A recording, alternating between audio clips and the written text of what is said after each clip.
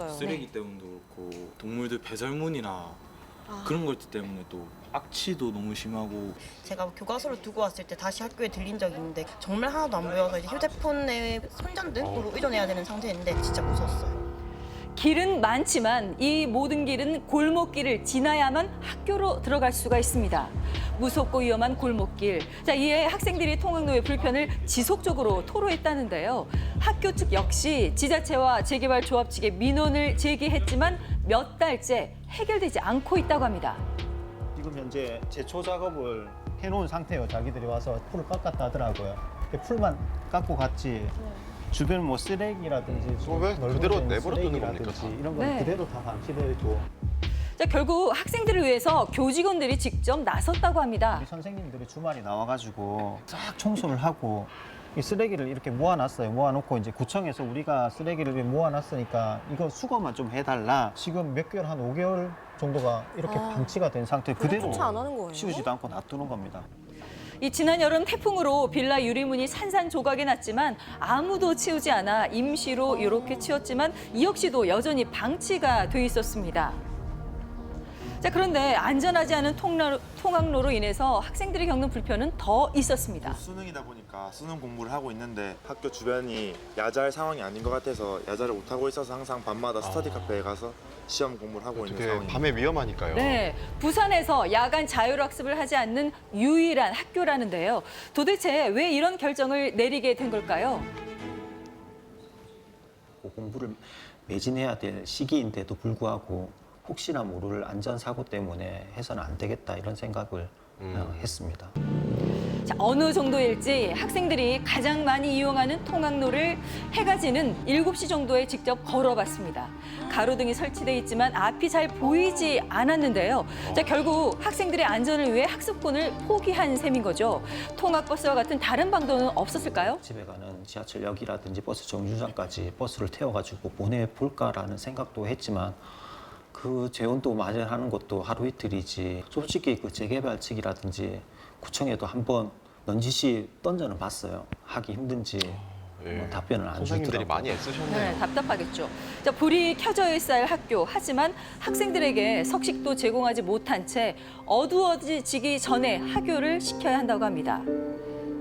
이 자율학습은 이제 아이들의 로망이 됐다는데요. 어떻게 보면 저희만의 학습권을 침해받은 게 아닌가 하는 생각도 들어요. 집에서 공부를 내가 잘 할 수 있을까라는 생각 때문에 좀 힘들었던 것 같아요. 이 학교는 조합과 지자체에 학생들의 안전하고 깨끗한 통학로를 조성해달라고 촉구까지 했다는데요.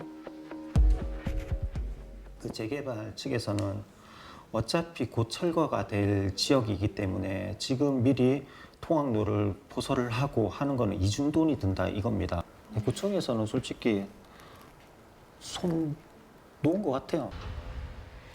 학교 측의 이야기가 사실인지 재개발 조합 사무실을 찾아가 봤습니다. 예, 쓰레기는 치우면 또 나오고 치우면 또 나오는 그런 상황이다라고 생각하시면 돼요. 1월 2일부터는 철거는 확정은 돼 있어요. 그 철거회사에서 건축물을 부시면서 도로를 개설하면서 안전 펜스를 쳐서 통학로를 안전하게 만들 것이고.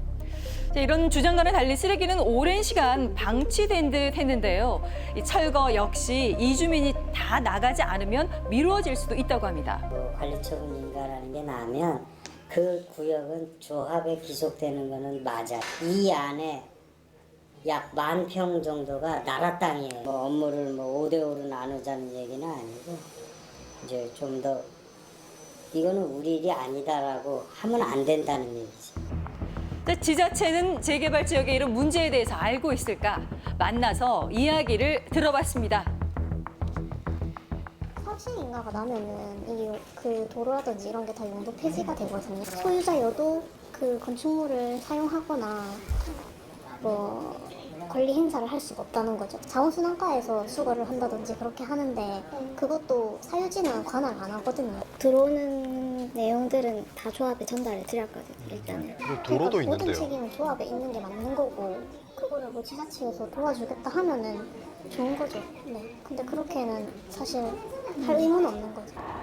지자체와 조합이 서로 책임을 떠넘기는 사이 피해는 애꿎은 학생들의 몫이 됐습니다. 이렇게 학교를 옆에다 두고 재개발해서 큰 사업을 하게 될 때는 이 부분에서 발생할 수 있는 문제들을 예측해서 그 부분을 사업 시행 인가 조건에 넣어줘야지만 조합은 그 의무를 이행하려고 합니다. 조합이든 시공사든 그 부분을 자꾸 책임을 회피하려고 하는 거고요. 그 다음에 나중에 이 문제를 해결해야 될 지방자치단체들도 자기 책임 아니라고 자꾸 이렇게 그 책임을 전가하는 거거든요.